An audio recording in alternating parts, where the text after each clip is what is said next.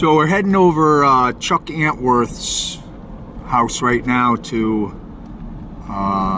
interview him a little bit about what's going on with him. He was up in CFB Gage town during the 80s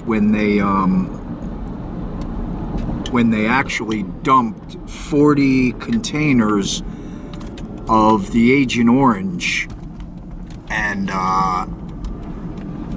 he's trying to get benefits through the VA, through our government, because he obviously was contaminated, as well as some other friends of his were also contaminated with the Agent Orange.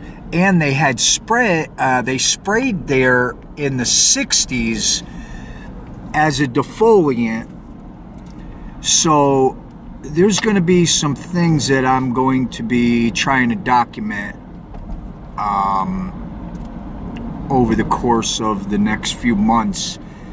Also, he has a contact, Carl, that's going to be going to court for him in Augusta. So I'm going to try to catch that as well, maybe as he's coming out of the court hearing for some of the benefits. I think one of the guys that has a lot of health problems, he may be getting a settlement or some kind of benefits through the VA. So that'll be next Monday.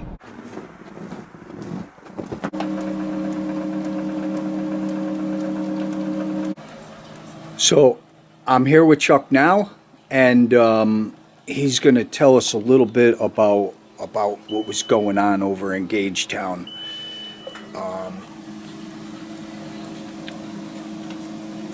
Here's some of his ribbons and such. So, you were stationed in Gage Town, correct? Yes, 2 weeks out of a year. Why did they have the base up in Canada? It was the biggest place for our artillery unit to go and train. The closest one to us in Maine. Okay. When we were sent to that base, all we were told was, don't eat the berries and don't drink the water. In which in turn, we had to use the water while we was over there to shower and to cook with. And to drink. And when you went through Gage Town, all the trees looked like there was a forest fire when you went through. There was no leaves, no birds, no nothing. Right, because they had sprayed in the 60s. And the 80s. And the 80s. The 80s they sprayed? Yep. And then they sent you guys in there. Like, yep. Were you guys, like, going through the bush and stuff? While we were stationed out in the bush, the fields, or whatever. The combat area. I would say artillery area.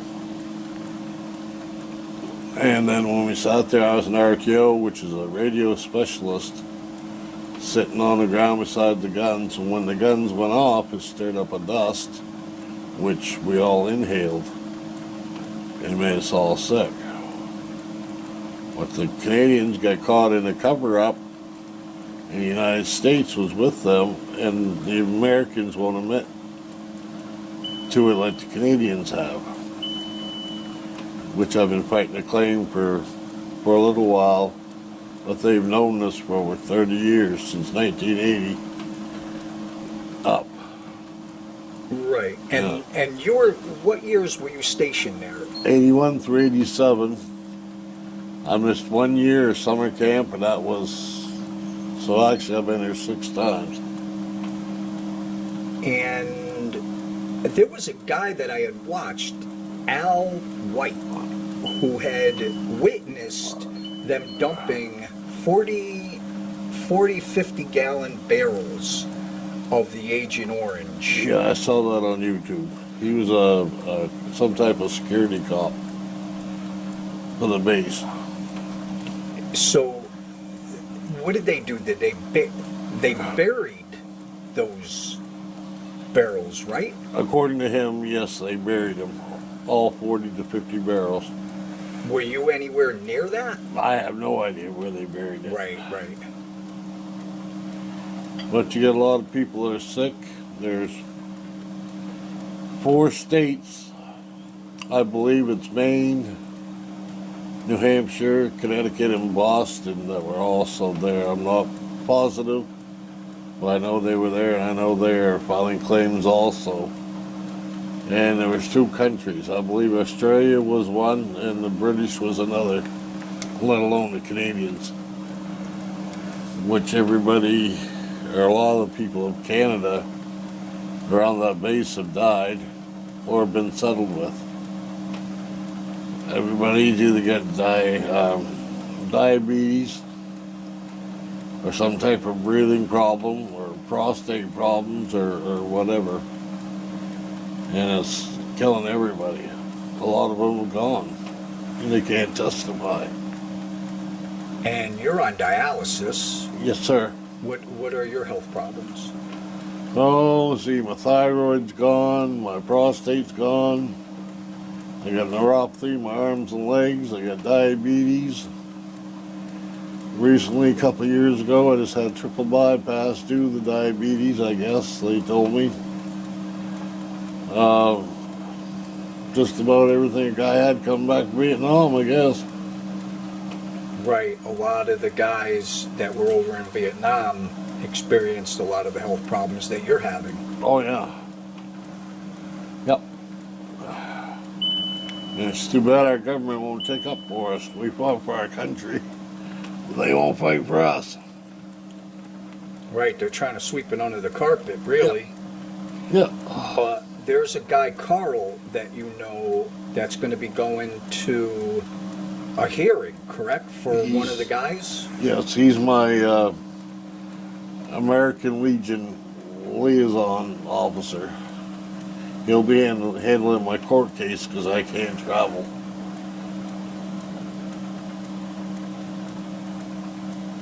And he's going to be... There's one guy that's... that he's going to the hearing for, correct? He's going for me. Oh, he's going for you? Yeah. Oh, okay. And you mentioned that there was another guy that already got... There's a guy up north somewhere. He got approved, but they haven't made a percentage yet. So... Will they be making a determination on percentage at this court hearing? No. No. They're just going to prove, see if I was, if I get it or not. And you have other friends with similar health problems as well that you served with, correct? Yep. And according to the VA, we're all veterans. I mean, we all went out of the country. We all served. We all were on call for Somalia and Grenada. And a lot of my buddies, they are calling not a veteran, which in turn they are if you look at their American Legion card. There's a guy down here at the Bangor Clinic, he's gone now. He refused a lot of them, including me, until I had to prove to him that I was a veteran. And they all get denied. They can't get the help because they've been denied.